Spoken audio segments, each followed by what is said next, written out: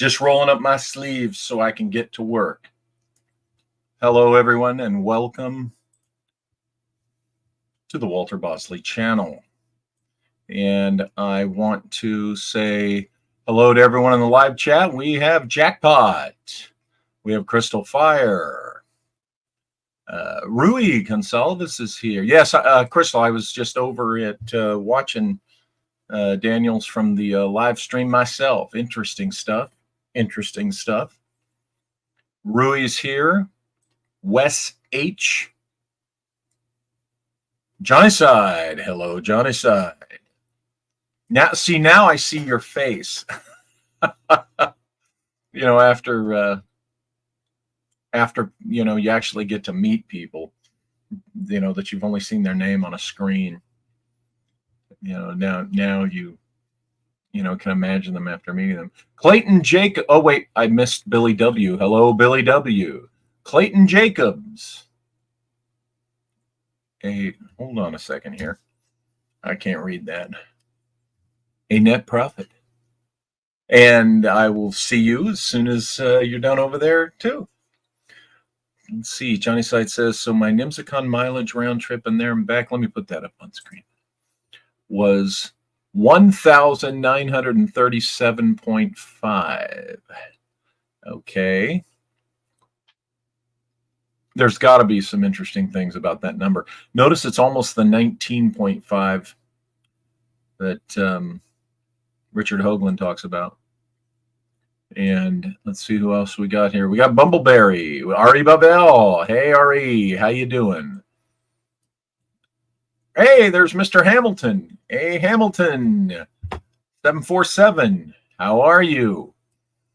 I got your email. Takes me a while to answer longer emails, so I'm not ignoring you. And there's another NYMZACON veteran there, the veteran, Michael Dark, the attendee who's been to all the NYMZACONs, all two.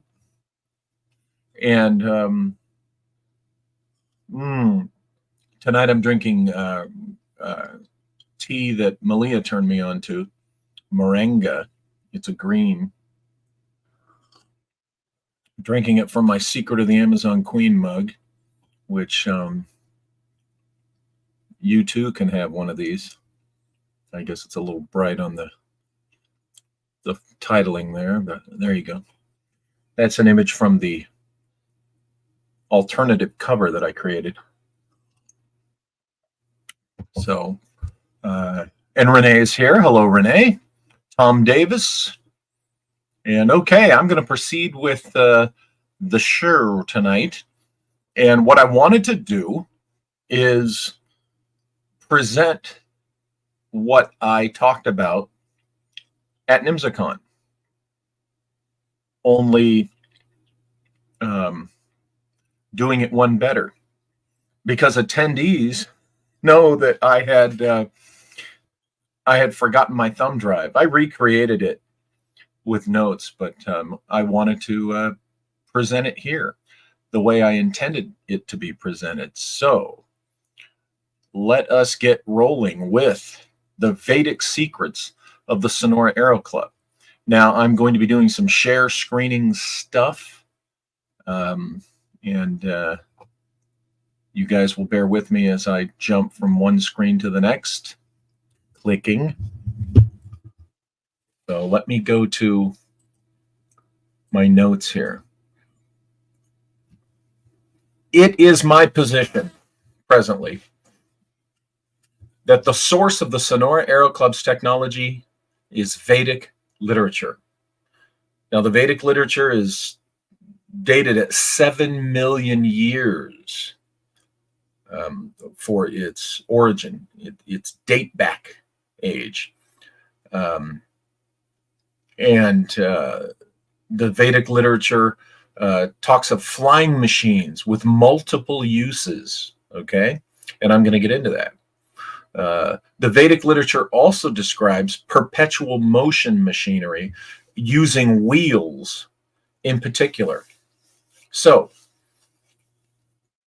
what does this have to do with the Sonora Aero Club? Well, I'm going to show you, because Charles Dellschau, for those of you who are new to this channel and are new to Charles Dellschau and the Sonora Aero Club mystery, Charles Dellschau was a gentleman who came from Germany as a young man.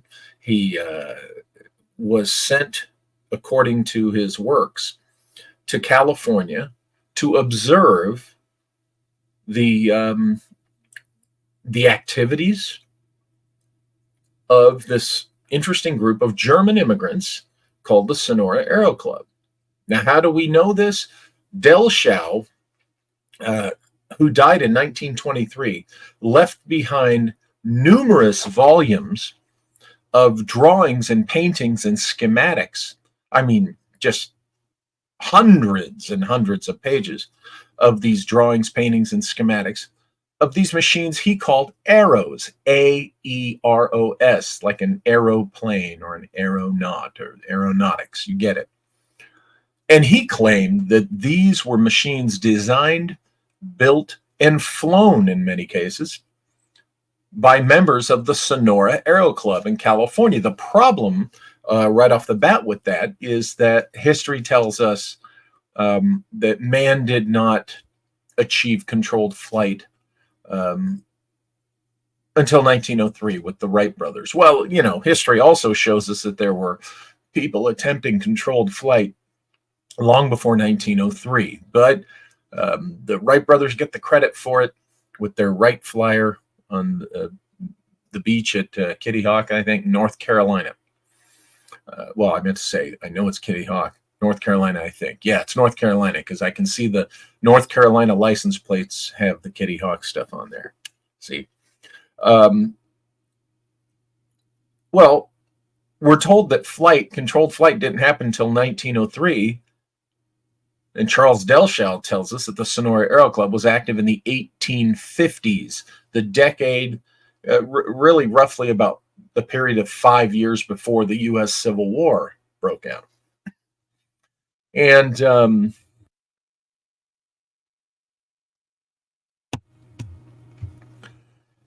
so there we have a problem with the claims of Dellschau, right? Well, here's the thing. Charles Dellschau's drawings happen to depict interesting elements and working parts of these flying machines called aeros. Also, he names members of the club. Now, in other videos, I talk about the history of the Sonora Aero Club. We're not going into that right now. The important thing is for you to know that Charles Dellschau drew all these flying machines, claiming that they were built and flown in the 1850s by the Sonora Aero Club. What's interesting in the years that I've been looking at this fairly deeply is that these images that Dellschau drew, by the way, he died in 1923. These images were not found until 1971. Okay, and not made public until after 1971. So they had laid there for, 48 years. And a gentleman named Pete Navarro found them. But when you look close at the images that Dellschau created and left behind and claimed were flying machines from the 1850s, and when you compare what Dellschau depicts, shows in his drawings, you find undeniably a resonance with Vedic technology. We're talking descriptions of flying machines from hundreds of thousands, in some cases, some people would say 7 million years ago. Now, I talk and others talk about a lost advanced civilization in human history on this planet. We talk about Atlantis. We talk about, what is called Lemuria. We talk about the Ramadan. I got that right? The Empire. Well, when you're talking about the lost Vedic Empire, you are talking about what could be the rivals to the Atlanteans, or actually could have been the Atlanteans. Okay, remember the idea of Atlantis and the Atlanteans. That's what Plato called them and such. But I subscribe to the idea that there was this technologically advanced civilization on this planet long, long, long ago that predates all the known civilizations, predates Egypt even. Okay, and they were a global civilization. Now, when you look at the Vedic literature, you find discussion of this. And these are, whether you agree with the 7 million years or not, most scholars, even if they would disagree with 7 million years in aging it, they still say it's the oldest writings of its kind on Earth. Okay? So, no matter how many hundreds of thousands of years ago or however long it was, it still predates everything that, has come since, and talks about this advanced technology, including flying machines. So there's a little background, there's a little context for you. Let me get into this particular talk. Vedic literature describes this perpetual motion machinery, which uses wheels in particular. Now, I'm not going to get into what it says about the perpetual motion, because that talk applies to the airship mystery of the 1890s, which I will be getting to within this Vedic context real soon. Now, as I said, this supposedly long forgotten technology, as discussed in the Vedic literature, which I'm going to be quoting, this is demonstrated in Dellschau's drawings.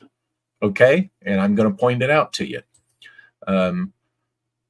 These aero drawings clearly show that this Vedic technology was used. Now, let's get to the actual aero drawings of Dellschau. But first, what do the Vedas say?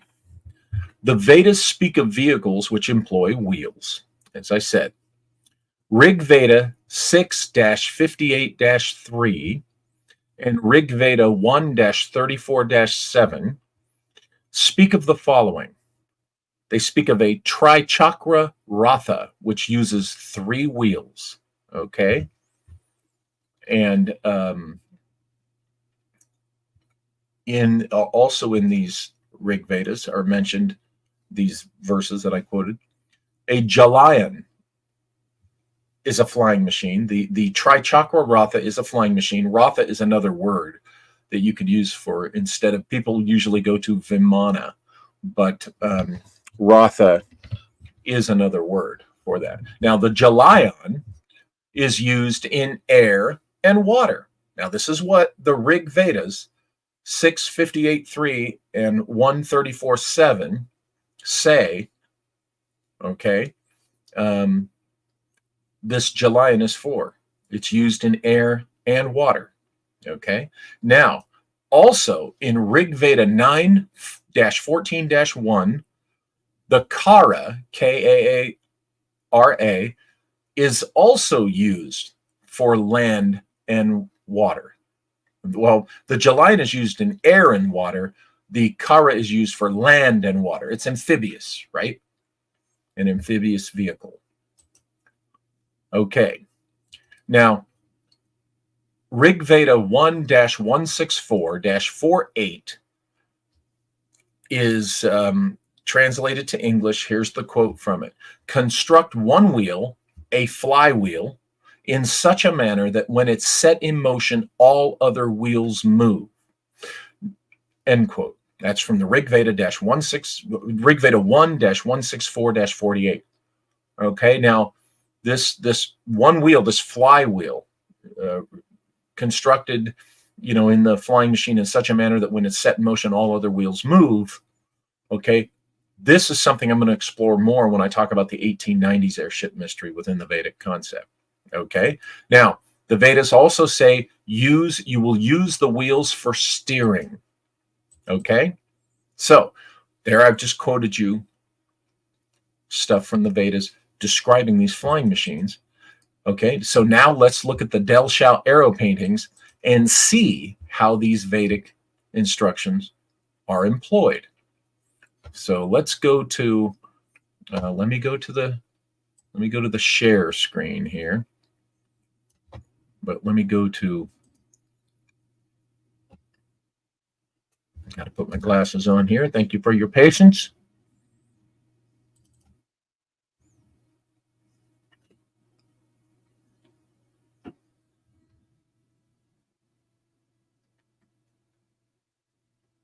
Okay, that's the one I want right there. Now let me get here to where I can share it with you guys.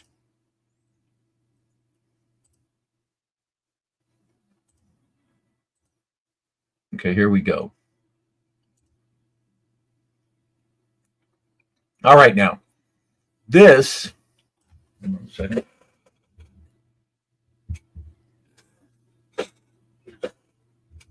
Oh, okay, sorry, I had to move something for the dog. Okay, this, what you're looking at, is the Aero honeymoon. Okay, that's what it was called. This was built in the 1850s. Okay, now as you can see, I'm moving the cursor there. You can see, look at the wheels off to the sides. Notice it's on kind of a, I don't know if that's a gantry or what, but notice that moves, you know, it kind of goes back and forth, right? Okay, this is used. This is the, see, you got the wheels here. Now the wheels under here, okay, of course, once you're landed, you know, you could conceivably roll along on those. These here, this is the arrow up in the sky, and you see how it's tilting. Now, to me, this demonstrates the using the wheels for steering, okay? But the wheels are more than just for when it's on the ground. If all it was to roll along, it would look like this middle image. But Dellschau is showing you what, you know, the thing looks like in the sky, and how the wheel apparatus there, you know, can tilt. Now this looks like on the bottom here, it looks a little different than this part here. I think this is the NB gas thing deflated. This is the NB gas inflated. The balloon-ish part. Now remember, when we talk about balloons elements on the arrows, these were not big enough to work like a Zeppelin or an airship. You'll notice when you look at blimps or Zeppelins, the known historical airships, the part that is the balloon part, right? The part that is filled with the gas is huge, is immense compared to the passenger compartment, okay? Because you needed that size just to lift a small passenger compartment. Now, these arrows, the passenger, you know, what you would think is a passenger compartment on a large Zeppelin or blimp is really pretty much making up most of the arrow. These bags here with the stripes, these held a different kind of gas. The NB gas was for lift as well. It provided lift in a different way than a helium-filled or what have you, filled Zeppelin or blimp, air-filled blimp, that kind of thing, okay? And that's a whole other discussion, because the gas itself produced an anti-gravity effect. So, yeah, don't be fooled into thinking, you know, or don't be that cocky, you're going to be the smartest guy in the room and say, oh, they were just balloons, they were just blimps, because you'll be laughed out of here, that's for sure. But as you can see there, we're looking at the wheels here, and there's the wheels. They're able to tilt and such. So let's look at another one. That's just one example. Let me go to Let me share.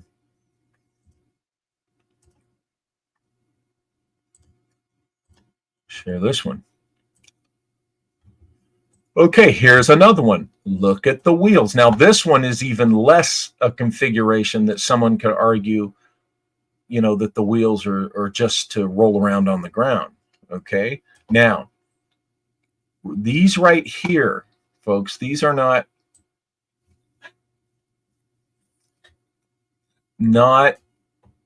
people say that, well, that's just a propeller. No, those are wheels. Okay, and if you'll notice, look how they can be manipulated and moved on their mounting. Okay, again, this demonstrates what the Vedas say. Let me go to that. What did I say? Rig Veda 6-58-3 and Rig Veda 1-34-7 say the Tri-chakra ratha uses 3 wheels. The Jalayan is used in air and water. Rig Veda 9-14-1, the Kara is meant for land and water. It's amphibious. Okay. Rig Veda 1-164-48 says construct a wheel, a flywheel in such a manner that when it's set in motion, all other wheels also move, and use the wheels for steering. Okay.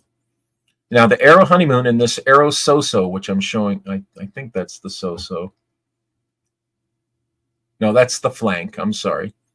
I'll show you the so-so in a minute. They have wheels which are clearly linked to the greater apparatus, unlike the smaller wheels underneath. Okay. Now let me, because you're looking at the flank there. See, here's the wheel. It connects to the apparatus. Here's another wheel. It connects to the apparatus. See, you're supposed to get the idea that it's hooked to another wheel in the middle there. Okay, there's 3 wheels. This could be taken directly from the Vedic Tri-chakra ratha, which is the 3-wheeled one. Okay, used for steering. Okay, here's the people right there sitting in it. Now here's the wheels below. Yes, for when you're. Oh, this is. I apologize. This is the Aero so-so. Okay, so look on that. The Aero honeymoon and the Aero so-so each have 2 visible wheels which are clearly linked to the greater apparatus, unlike the smaller wheels underneath. Does the small wheel in the upper center, which connects to the larger wheels on the outside, count as the 3rd per the Tri-chakra ratha in Rig Veda 9? Okay. I'm arguing that it does. We clearly have the number of wheels. Now, notice the wheels down here, which people would say, well, that's landing gear. That's what can roll on the ground. Well, the way I'm going to be addressing here in a moment, the way they have these mounted and what they're mounted on, because there's more going on here than just, you know, a framework for landing wheels. Okay, there's the Aero so-so. Now let's look at yet another one, okay, that shows these wheels. Okay, let's share this one here. I'm going to have to expand this so that you can see it more clearly. But let me see. This is not going to be in 100% resolution, but you get the idea. Now look at all the wheels on this. Look at, you know, how Dellschau depicts the different positions of the wheels. Now, also, look at the general shape of this. Boy, doesn't that look like a cutaway of a 20th century flying saucer? Isn't that interesting? Okay, but look here. You've got 1, 2, 3 wheels on this side. 1, 2, 3 wheels on that side. So I ask you, this looks like they took the description of the Tri-chakra ratha from the Rig Vedas 6-58-3 and RV 1-34-7. The Tri-chakra ratha uses 3 wheels. Okay, it looks like what Dellschau was depicting was that somebody in the Sonora Aero Club designed one of these that used here 6 wheels. So it's going to take double advantage, okay, of the Vedic description, the ancient Vedic description. Okay, this is clearly 3 wheels there. And are the grooves, is this the flywheel, or is this one? Okay. And again, there we have the thing down here that you want to pay attention to, because that's going to be important in a moment. But there you go. There's clearly one, a Dellschau drawing showing this wheeled apparatus per the Vedas. Okay. There's even an open that up. Wait a minute now. Open the wrong file. Today's show. Let me go to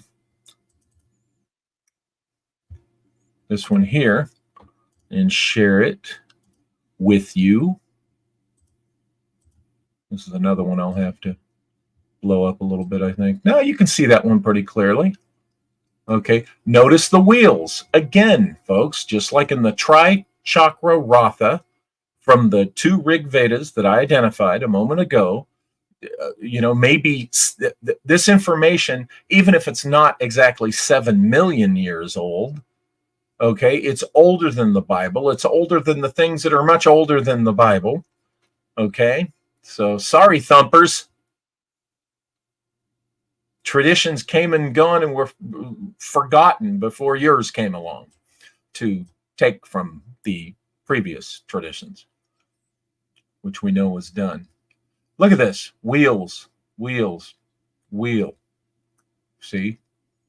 1, 2. Now, again, look down here below. Okay, at this thing down here. Okay, this is one of the Otto Kraus.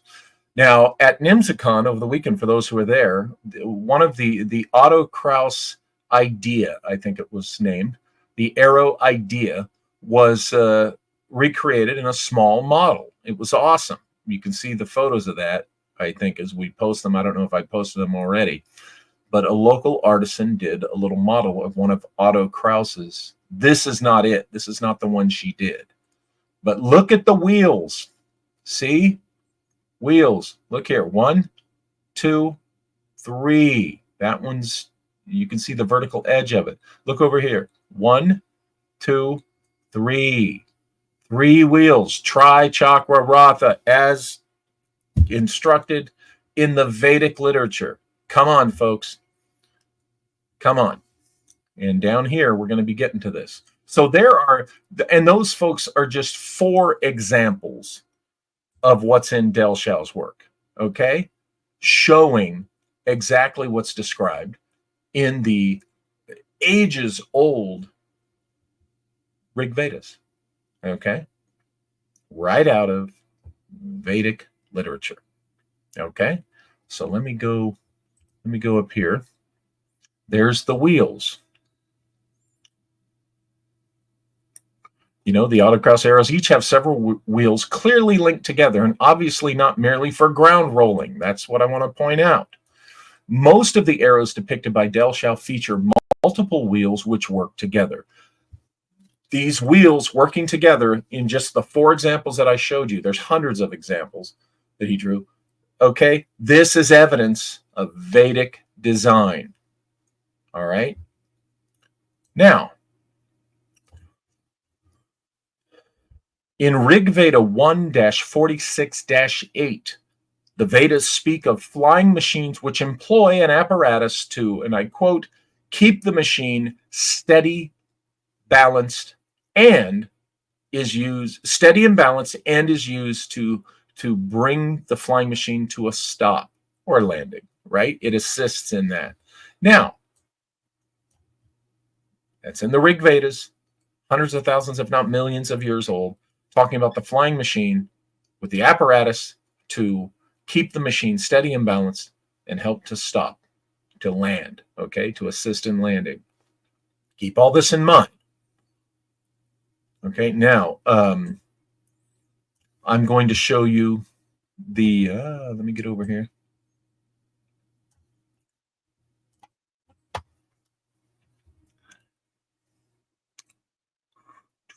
I showed you the arrow flank with the thing hanging down below. Okay. Now I'm going to show you, I think it's another one named, let's see what this is. Share screen, window. Okay. This is another flank. Okay. Another arrow flank. Now, I draw your attention to this object. You see where my cursor is spinning around there? Look for my little white cursor there. See in the bottom center, underneath, hanging off the bottom center of this arrow is this rod with this round object. Okay. There's no way in hell this thing's going to land on a wheel that small. Okay. That this is not for the thing to land and use as a landing gear. Okay. These wheels here. Okay. This can be retracted. Now, again, let me describe in the Veda. The Vedas speak of flying machines, which employ an apparatus to keep the machine steady, balanced, and is used to help bring it to a stop or a landing. Okay. So let's go back to this. See this? That's just one example. Dellschau provides us with more. As I like to say, Dellschau provides. Okay, let's look at another one that I can probably better describe to you. Okay, here we go.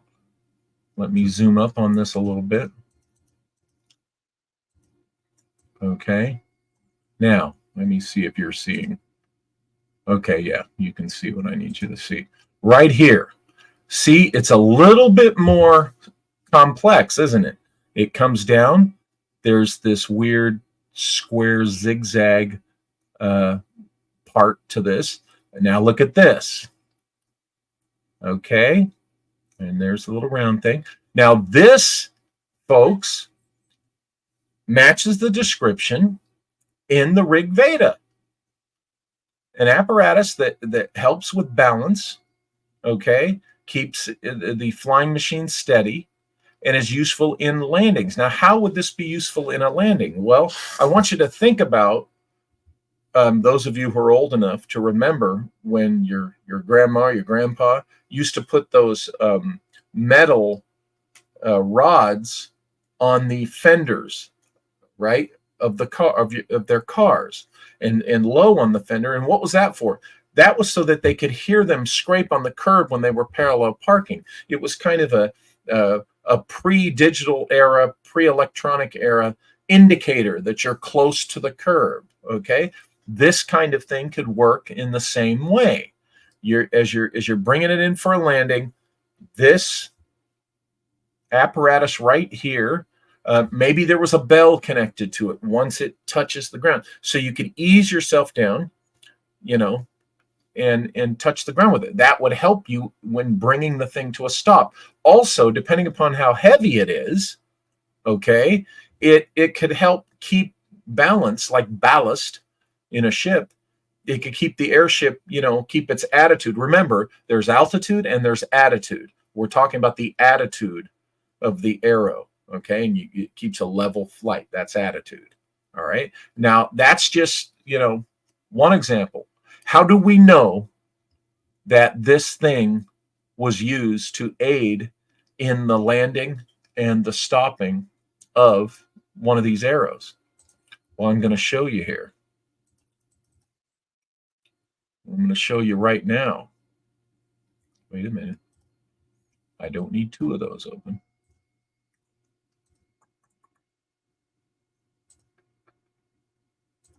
Okay, this right here. Dellschau tells us. Okay.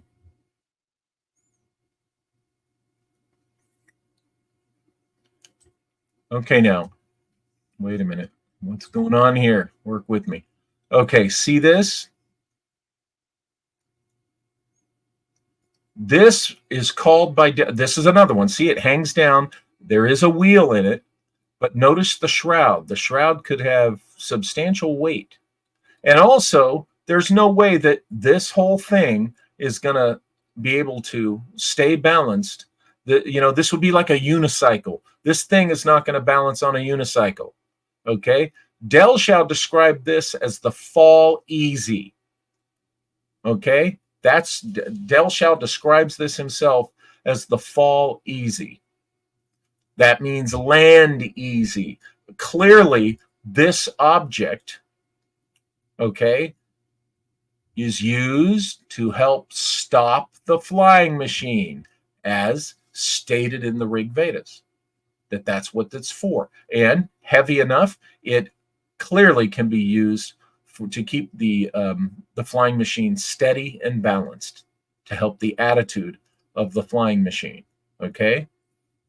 Now, that's what Dellschau called the fall easy. Let me. So you see.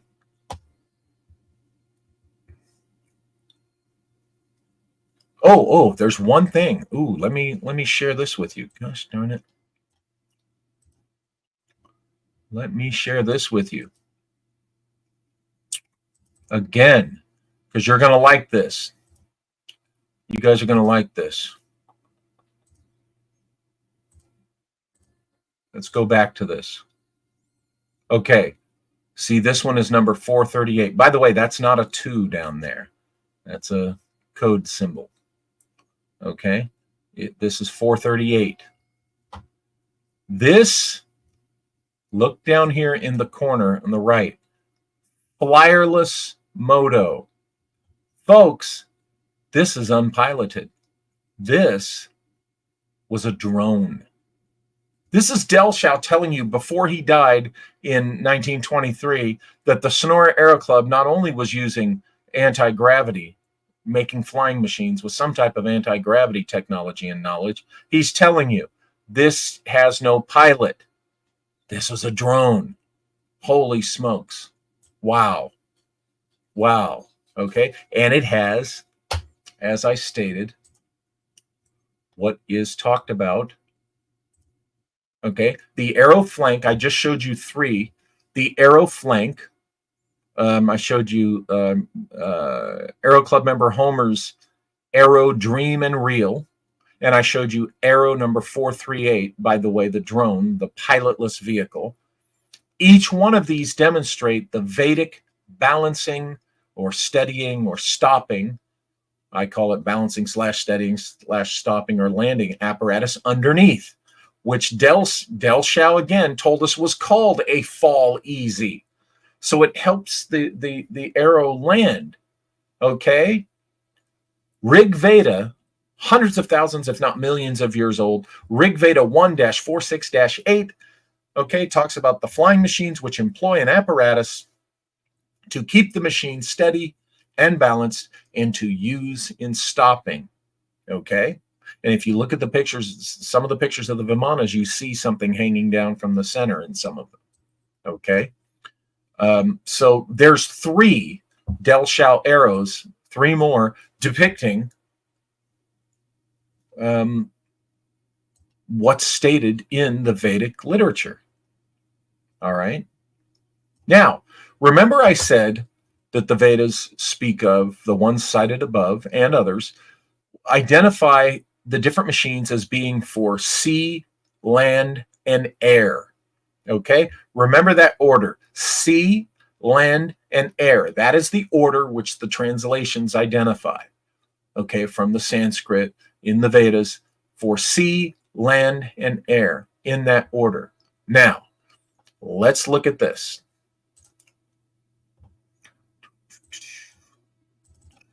You're going to like this. The Vedas say sea, land, and air. Well, well. What does Charlie Dellschau give us? I'm going to show you. Okay, now, I want you to go down. Good Lord.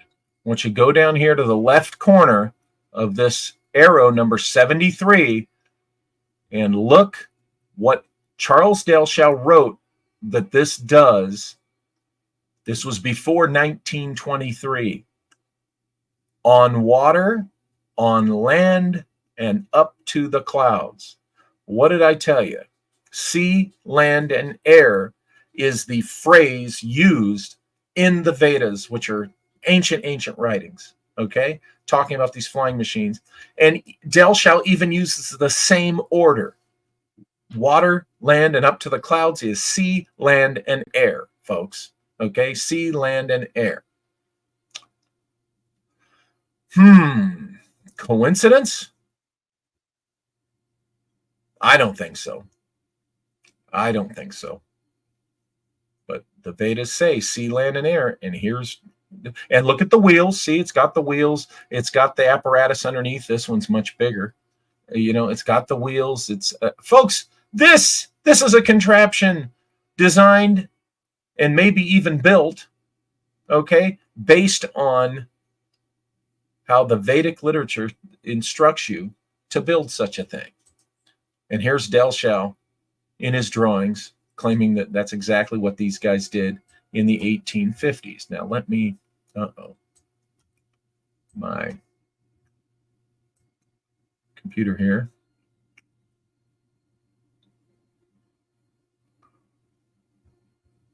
So, and here we come to the Vedas may even provide the function in which we find the Aero Club use of the NB gas. Now, Olaf Phillips gave a fantastic presentation on the NB gas at NYMZACON this year. Now, Rig Veda 1-84-4 states the following: the flying machine builders should employ the propulsion technology, and I quote, with water, to, quote, generate steam which imparts swift motion to them. Now, Olaf and others say that these things had to move slowly. Okay, they might have. But in the Vedas, if you do this right, whatever this, remember, it says flying machine builders should employ the propulsion technology with water to generate steam which imparts swift motion to them. That implies that they're going to get speed with the release, the buildup of steam and the release of it. Now, also, the Rig Veda, the ancient writings, instructs the flyer to ascend by closing steam outlets.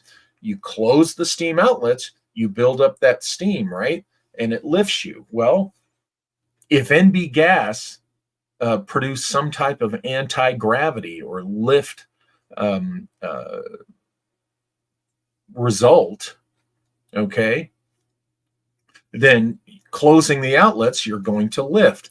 Opening the outlets, of course, you descend, okay? As the RV instructs the flyer to ascend by closing steam outlets, the arrows employed steam bags, which were far too small, as I told you. They were far too small to function as traditional lighter than air balloons, right? This built-up steam was clearly used in a different way. Does the steam produced by the soup, the mysterious green soup that Peter Menace created, okay,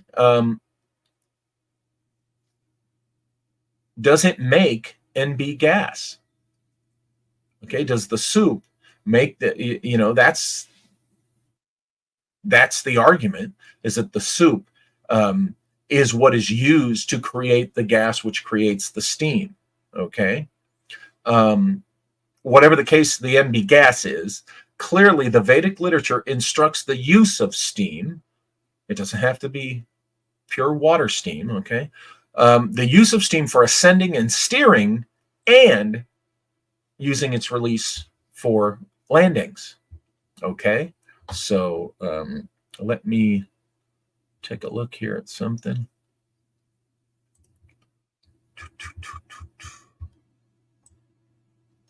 I showed you that. I showed you that. I don't want to miss any imagery there. Okay.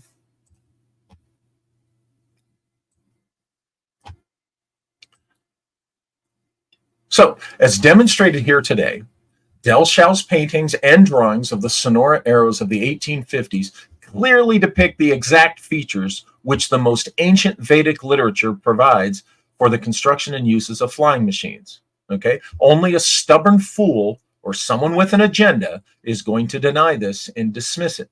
There is much more Vedic literature connection to the Aero mystery, which I will be presenting very soon. But let me allow me to. Okay.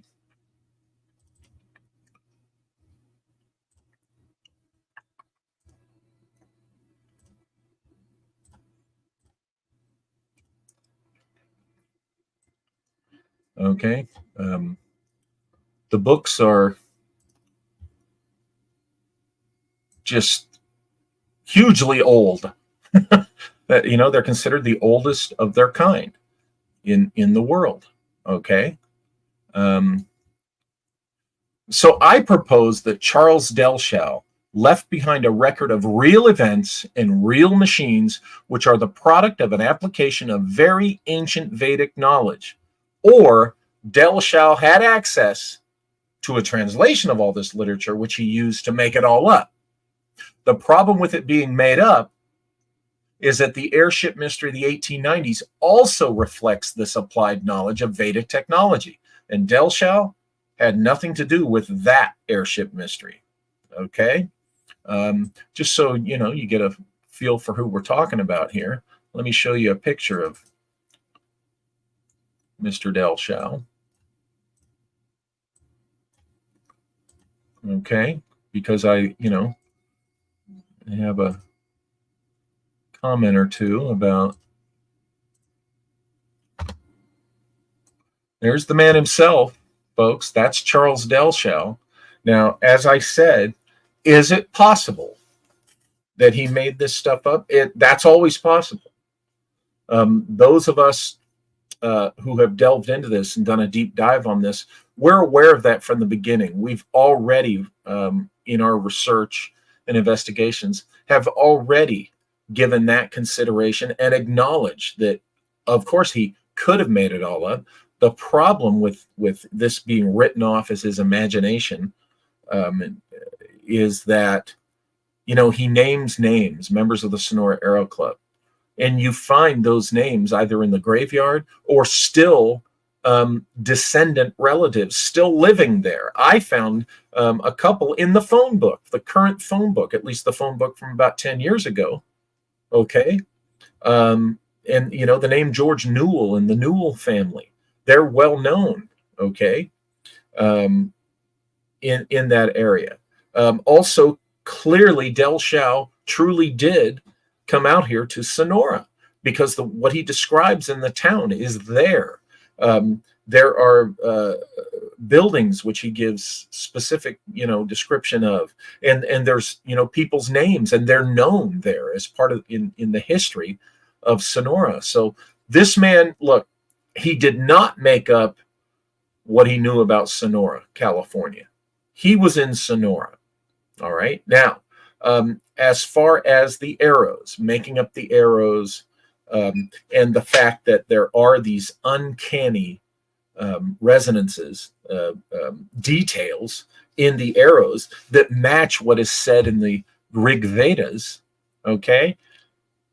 If Charles Dellschau had a translation of the Vedas in question, the ones I quoted and all the rest, I'm guessing it would have had to have been a German translation because that was his native language, and that would probably have been the easier one for him to study the Rig Vedas. If he had a translation of the Vedas,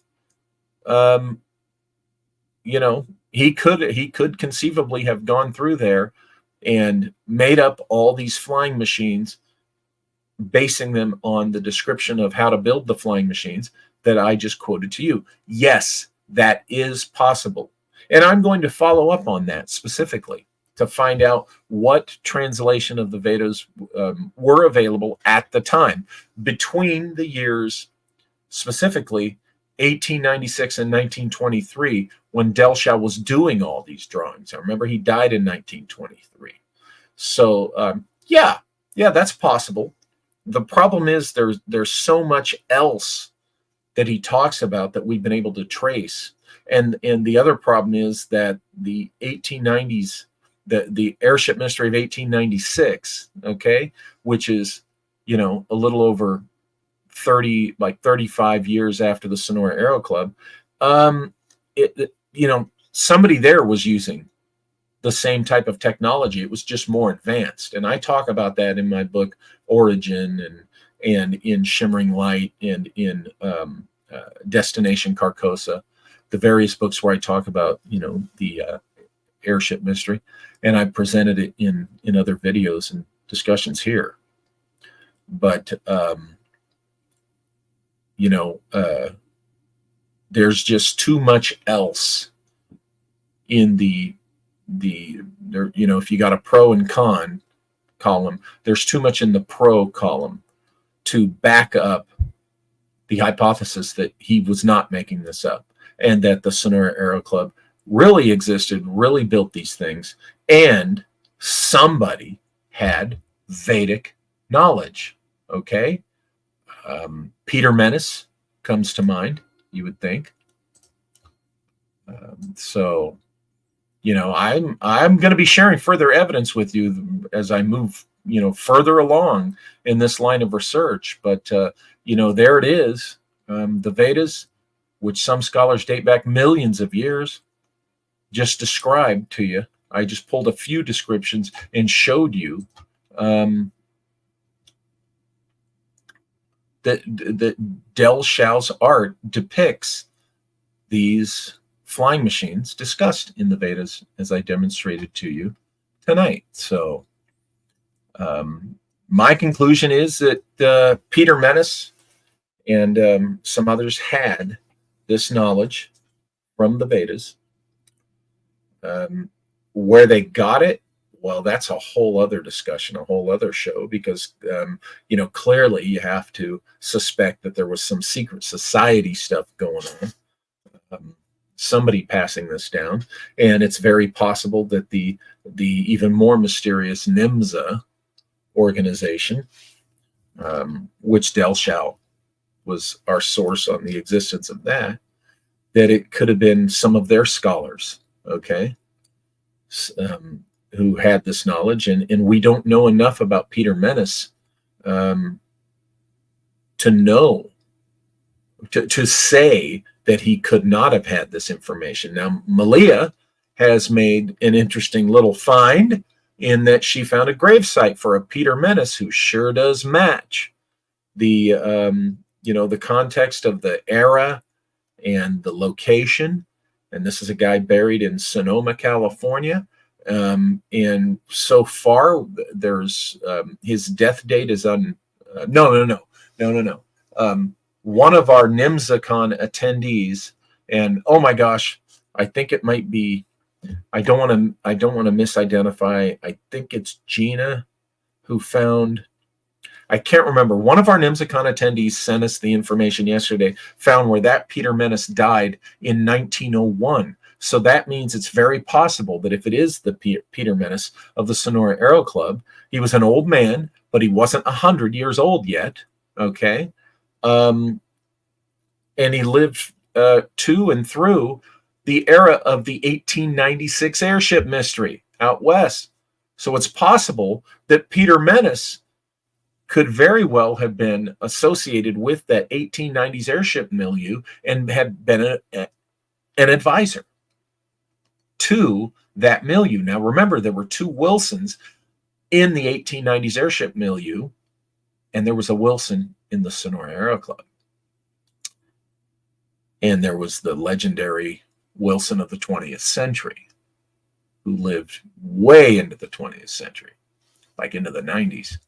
My mentor was the first to tell me about that mysterious Wilson, because my father had encountered him. Read Shimmering Light, and you'll learn about that.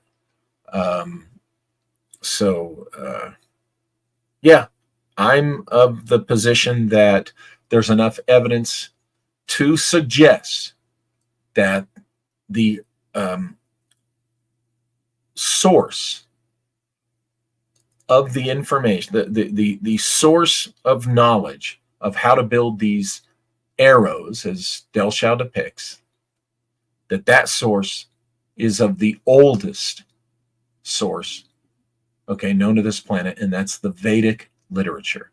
Predates, the Egyptians, predates everybody, predates the missing Tartarians, okay? But remember, I did a show here where this whole thing you guys are calling Tartaria, or maybe a group of the world called Tartaria, whatever the nugget of truth, because as we know with the Tartaria thing, there's just a load of horse shit all over it that you have to scrape off to get to that nugget of truth.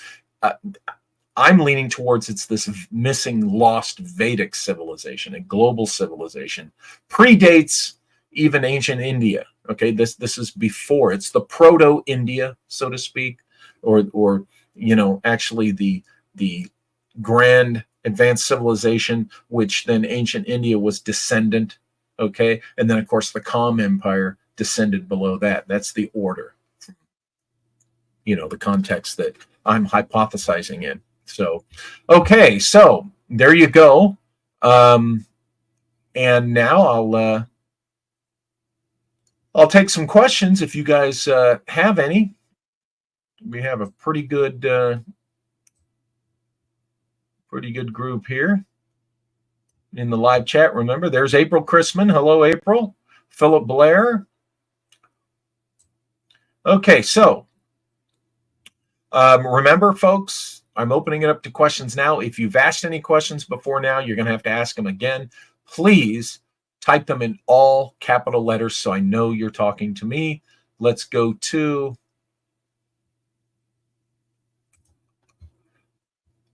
A. Hamilton, 747. Hello, Mr. Hamilton. Hello again. Walter, what if the 6-wheel arrow is a top view?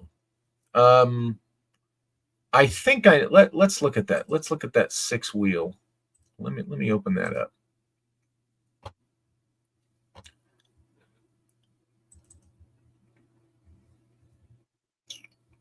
Okay, let me open that up here.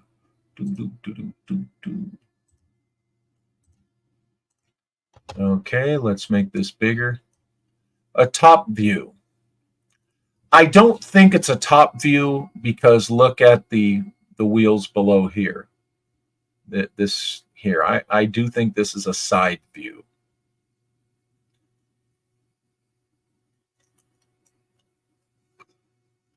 And Dellschau's usually pretty good at identifying when it is a top view. He makes a point to do it. He either shows you 3 views on the same page of the same arrow, or he tells you that this is a top view. I think this is a side cutaway view.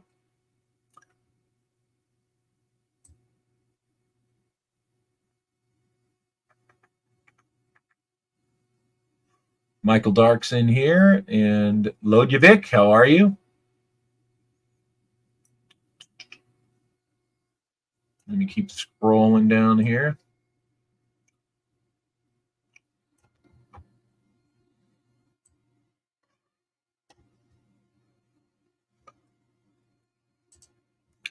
Hey, Hamilton, Walter, great hypothesis. Thank you, thank you, thank you. Okay, now I'm at the bottom there. And as Johnny Side instructs, all questions in cap. Blah, blah, blah, blah. Hamilton, do you think Dellschau did any front, top, bottom views? Oh, okay, yes, I just answered that question because he did. He does in the book. You've got to get the Romano book. Get the Stephen Romano book. You will be glad you did. So there's Malia. Walter, Gina is who's running the ball forward and finding cool stuff on Menace. Yes, thank you. Thank you. I thought it was Gina that found the death date. And boy, I really hope we're right on this. You and Gina are right that this is our Peter Menace because, folks, we've found, I said this the other day. I said this over last weekend. The group, our group putting together NYMZACON, our group that speaks at the NYMZACON, okay, our collective group, me, Olaf, Malia, Dave, now Gina, Sesheri, folks, Joseph Farrell's in there too. Folks, we're the ones now that is carrying the ball farther down the field than anyone has previously on solving this mystery, figuring out the Sonora Aero Club mystery. Okay, we this is why next year when we do NYMZACON, we want to see more of you there, and if you can make it, but we're working. That's a whole other discussion. Malia can tell you, but we're working on a way that more people can see what goes on. The stuff at NYMZACON than just those, who attend, but we got to keep that attendance experience, worth attending. But yeah, our group, we really are carrying the ball much farther down the field than anyone has before. And if you're interested in this mystery, you really should be hearing what we're saying on this. Michael Dark, could any of the members of the Sonora Aero Club have been of Indian heritage? Well, Dellschau didn't say that as far as we know, but I think it's certainly possible. We don't necessarily know the names of every single member of the Sonora Aero Club. We know the ones that Dellschau talked about, but that's a very good question. The thread I'm pulling is that there was a population of folks from India. They would have called them Hindus or Hindustanis back then. Okay, and that could have been the introduction. That could have been where Peter Menace learned about the Vedas. There absolutely, Michael, could have been an Indian advisor to the Sonora Aero Club, a guru, if you will, on all of this. Absolutely. I suspect that. Mr. Hamilton, Walter, a list of citations for the Vedas would be most helpful. Are these contained in the Hatch or Children's Book of Vimanas? Well, as I said, I cited numerous times in this video, and there's really only a few, but before I end here, I'll list the ones that I referred to.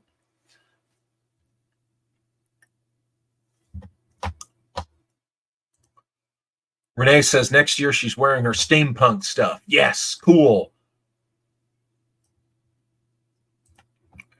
Carla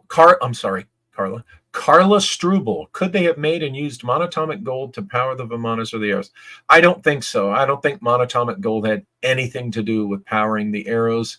It looks like it's mariposite, pulverized mariposite into powder and mixed with the stuff that Dellschau very specifically, water primarily, and it was green. And I think Olaf has looked at the possibility of the gold. Now there is plenty of gold around. There was gold, but it's looking so far like it was more mariposite. But actually, Olaf could tell you more on that. Philip Blair, I'd buy the audiobook of Shimmering Light, even if only read by his voice. Philip, we are working on the audiobooks. I don't know how soon Shimmering Light will be available, but audiobooks are being worked on. Malia is editing The Esoteric Napoleon, Volume 1. Mr. Hamilton, we need some work on the remaining families, photos and boxes, family. Well, I've been in touch with the Rosasco family, who I was able to connect to all this through my Empire of the Wheel investigation. I've been in touch with Nathan Rosasco, who lives right there in Tuolumne County. So working on that. We are working on that.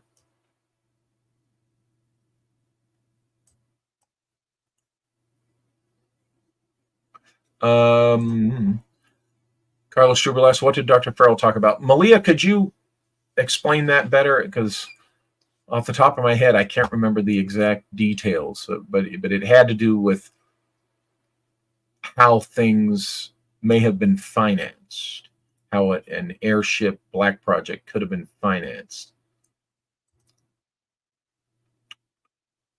Well, thank you, April.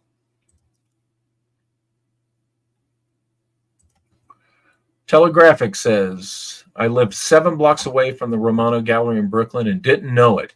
Thought he was in Manhattan. But any chance of seeing the Dellschau work at his gallery? You can find him on Facebook and TikTok now, I think, and Instagram. I don't know how much of the Dellschau works are at his gallery. You'd have to ask him. But he's easy to find, so...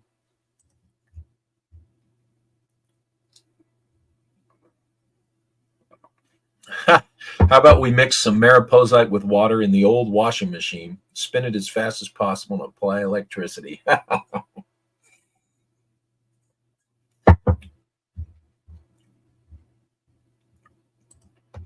Telegraphic says, we'll be at NYMZACON next year. Oh, thank you. Thank you, thank you, thank you. We look forward to seeing you. Yes, there we go. Malia, that was Joseph Farrell's basic discussion. How the Sonora Aero Club might have been financed. So, how long have I been on here? Wow, okay. Just a little over an hour.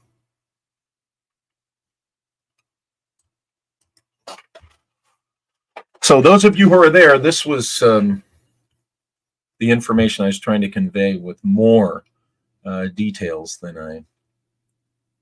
Okay, so Mr. Hamilton asked for a list of the Vedas. Tonight I spoke of Rig Veda 6-58, I'm sorry, 6-58-3, Rig Veda 1-34-7, Rig Veda 9-14-1, Rig Veda 1-164-48. You scroll down because I think, again, Rig Veda 1-46-8. Okay, so you don't get confused. That last one was 1-164-48, and then this one is different, 1-46-8.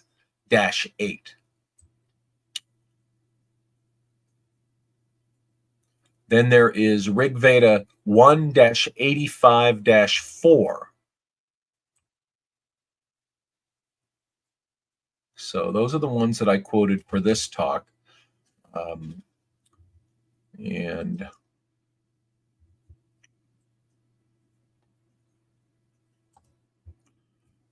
Co-Style Chris asked, could modern UFOs be NYMZA today? Yes, they could be. They definitely could be. Although, I don't think I have a copy of my NYMZA book. No, I don't.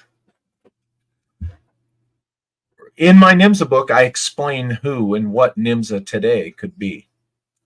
So very well, but coming from a different perspective than you might have on who they are. You see, NYMZA came into the United States in Operation Paperclip. And I believe that was a Trojan horse coup. Well, a Trojan horse invasion was Operation Paperclip. NYMZA and their minions, which were the Nazis, slipped in here. The coup move was the assassination of JFK. And let me go back to this. I'm sorry, Co-Style Chris. So they get in and they help us build our military-industrial complex and our space program. And as you guys know, I think the overwhelming majority of legitimate UFO sightings people report are likely classified human technology, and they would have their hands in this. So yes, in that sense, the modern UFOs would be NYMZA in that sense. Now, as far as any connection they have to whatever Nazi secret society or apparatus, to this day survives down in South America, in a breakaway society format, also those could be NYMZA UFOs. Johnny Side says, next NYMZACON, he's already pricing train tickets.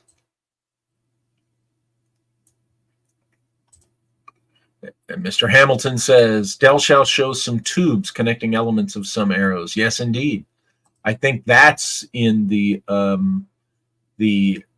arrows that use clearly a Rankine turbine, a Rankine, Rankine, McCorn Rankine, who designed and published a turbine in 1849. And what Dellschau depicts in many of the arrows is identical to the Rankine turbine. And I think the fluid, the fuel that is processed through this turbine, Peter Menace for the arrows used his green soup made of mariposite, liquefied mariposite.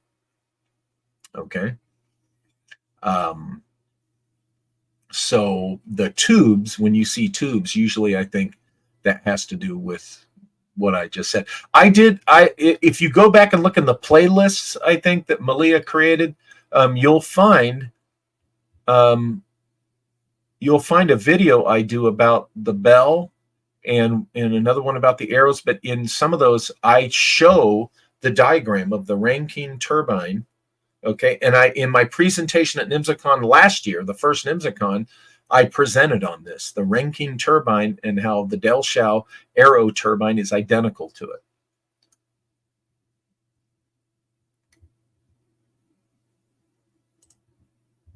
Philip Blair, has anyone plotted the NYMZA locations to a Google Earth map? Or is there anyone, a group of people working? There are no real NYMZA locations. Do you mean airship sightings? Because I did that in Empire of the Wheel 2, Friends from Sonora, very specifically, and maybe in Origin too, I think. You're welcome, Mr. Hamilton. Alan.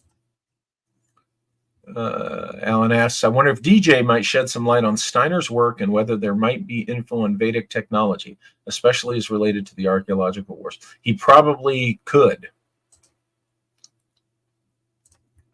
You're welcome, Co-Style Chris. McCorn was his first name. MacQuorn. McCorn Rankine. Rankine. Turbine. I do a video on this. Again, Malia created some playlists, and I can send you the link to my video that I did on it. So it's in the videos here at the past videos. It's from a couple of years back. I did this 2 or 3 years ago. Crypto Alchemist, hello, welcome. Asks, so where did the NYMZA technology and craft go? I think they just developed it over the years, and I think it ended up as the source of the Nazi bell. I think the Kammler and the other Nazis got the idea and the basic rudimentary design and such from NYMZA, because crypto. Remember, I proved that in the Stephen Romano book, I found it, Dellschau shows that they use the bell, a very, what's the word for it? Not rudimentary, proof of concept, you might say. A proof of concept version of the bell being used in the 1850s. Now, these were Germans using a proof of concept rudimentary version of the bell with what they had, and then 75, 80 years later you've got Germans doing the bell more advanced. I mean, and what connects the two? Dellschau says that NYMZA was in the mix there. I've pulled threads and showed where NYMZA likely continued through the 19th century and would have been wholeheartedly behind the rise of Nazi Germany. So NYMZA is the bridge between Dellschau and the arrows of the 1850s and the Nazi bell, and there, in one of Dellschau's drawings, is the bell. So the math adds up to the NYMZA technology went right to Nazi Germany, and then, crypto, remember, that does not mean that the Haunebu saucers were real. The Haunebu saucers never existed. They're bullshit. They are post-war Nazi survival wet dream bullshit. Okay, and that can all be traced to a guy named Ernst Zundel and other post-war neo-Nazi types. Okay, but there is an answer to your question, in my opinion. Where did the NYMZA technology go? to the United States after World War II. To the United States. Think about it. Our anti-gravity research, T. Townsend Brown, all that. Oh, look. Malia has posted the link to the Bell vid. Doody doody doo doo. There you are, Senior Hamilton. There's the linky link.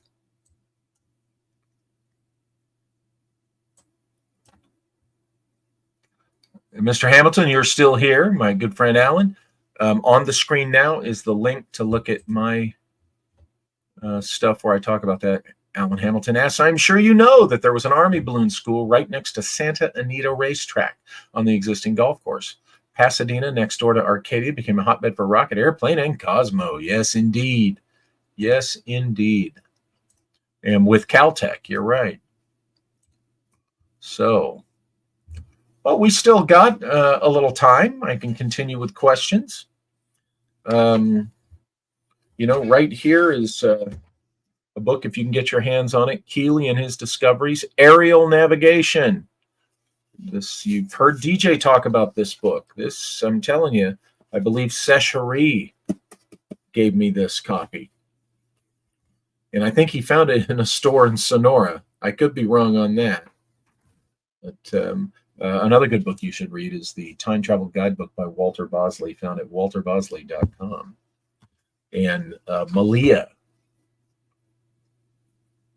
is currently editing the audiobook of The Esoteric Napoleon Volume 1. So when that's available, you're going to want to get it. Trust me. Do it. Do it. Get it.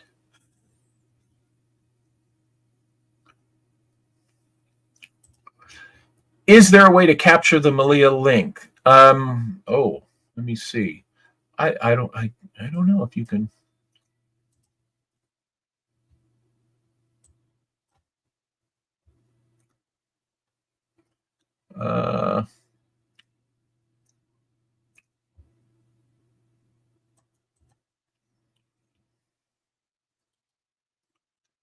Let me see. I don't think it will. I just tried. Well, it offers save as, and it also creates a QR code. That's interesting. Easier said than done, Griffin Eagle. Mine isn't even coming up with the copy function. So.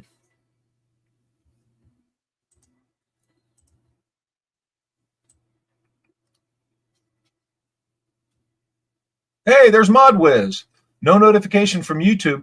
Just re-click your notifications, I would say. See if that works.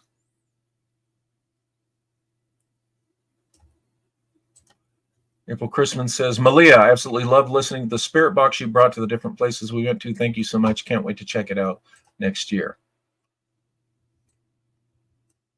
So there you go, folks.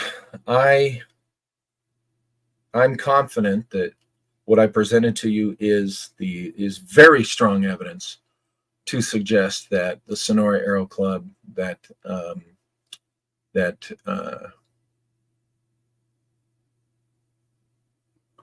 Malia, that link is to the bell jar episode. The one I'm talking about is a while back. It's the one about the bell, but also, you know what, Alan? Well, I'll email you the link I'm talking about. That'll make it easier. So there we have it. Yeah, I really think that Peter Menace and the other designers of the arrows in the Sonora Aero Club, I think they had knowledge of this ancient Vedic flying machine technology. And so I wanted to be able to point to the specific verses or sections, chapters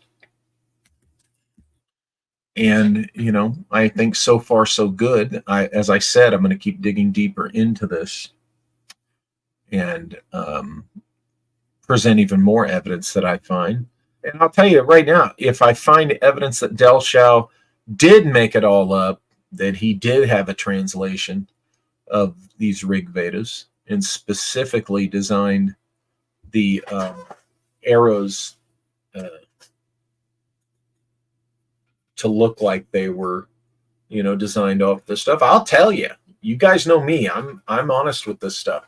If I find something that disproves a hypothesis of mine, hey, you know what? We're in it for the truth.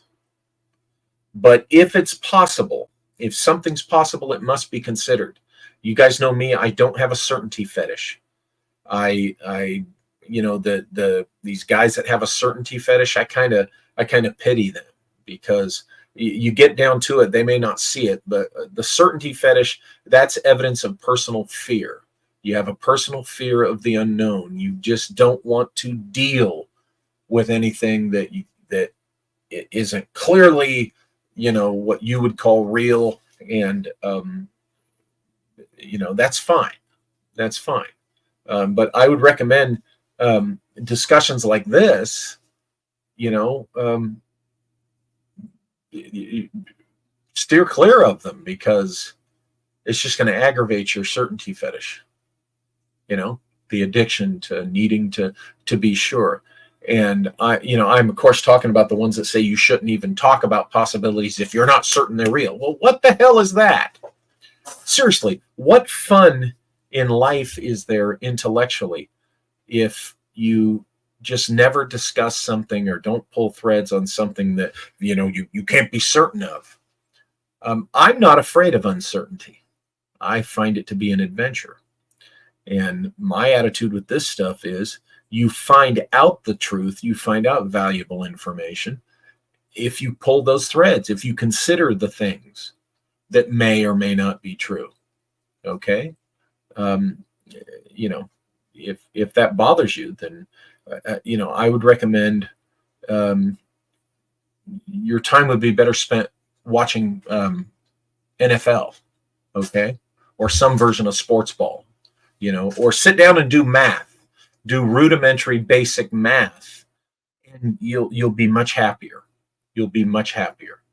Don't stay away from discussions of UFOs and airships and ghosties and things like that, because you'd just be better off, do math, watch sports ball, have a barbecue, relax. Okay. Steer clear of these things that are uncertain, because, we don't want to scare you. I can't help it. I can't help it. Let me go back to comments here.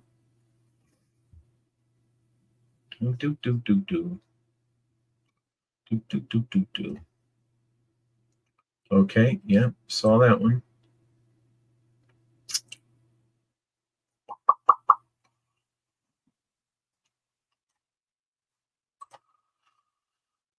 Alan Hamilton says there is a school of thought that the yugas control the degree of consciousness with which humanity is able to utilize. Vimanas were of a golden yuga. We are now growing into another golden period. Hopefully, they do say this is the Kali Yuga, in which things suck. Modwiz 125. Since the Vedas contain schematics of Vimanas, it makes total sense that the Sonora Aero Club would have used them as a source material. I'm not sure that I'm not sure that the Vedas contain schematics of Vimanas. Any Vimana images you see have been done subsequently, okay, over the centuries or what have you. Lay down, girl. Little Chili's over here taking a nap. But they are described, in some useful detail.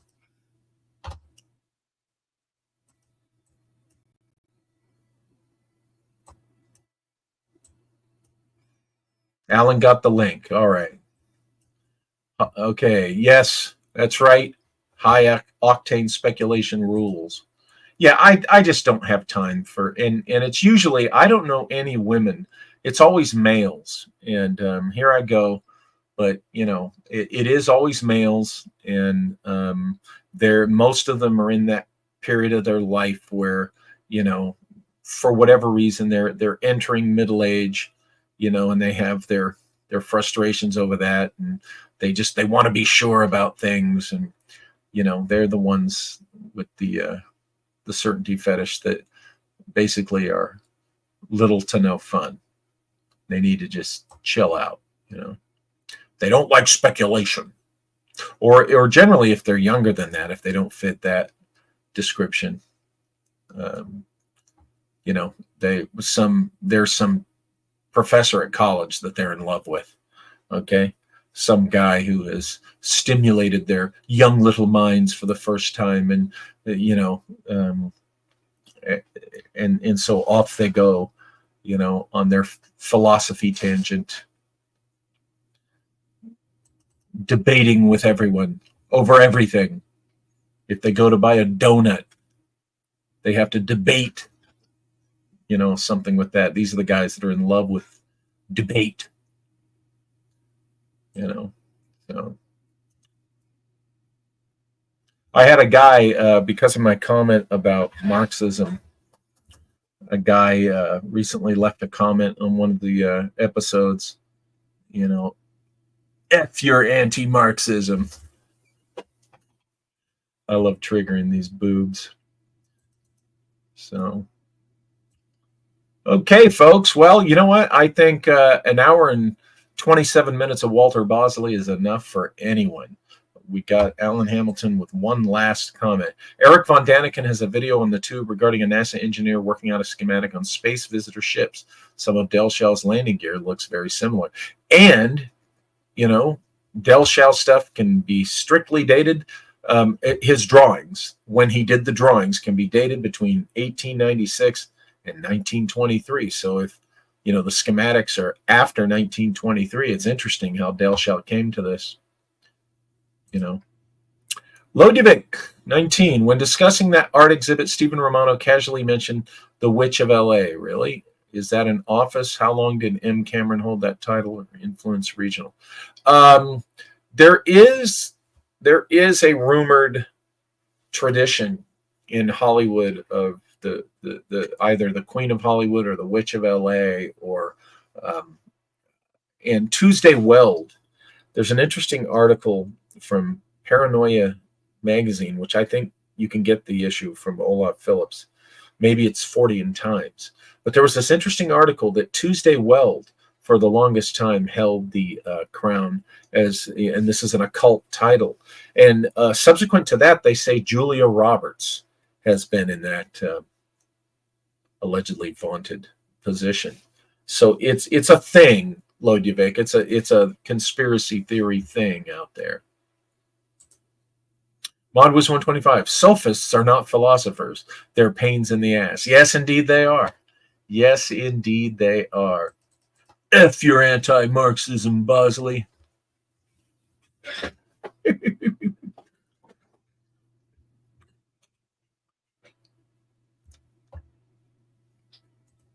So, okay, folks. I think that's it for tonight. I really appreciate you guys taking an hour and a half of your Friday night coming over here to let me present my my suggestion to you. And tomorrow morning, I'll be participating in the Code 12 online conference. I believe you can still get a ticket for that if you're inclined.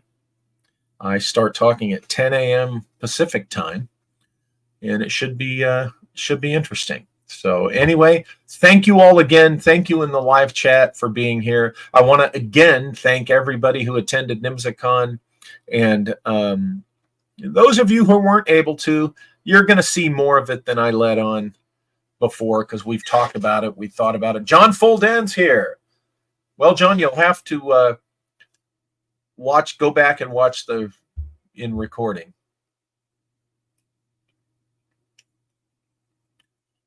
Well, you're welcome. Welcome, John. John aside. So, okay, folks, that's it. I'm out of here. Have a good night, and I'll see you on next Wednesday if I don't see you tomorrow during the Code 12 conference. Good night.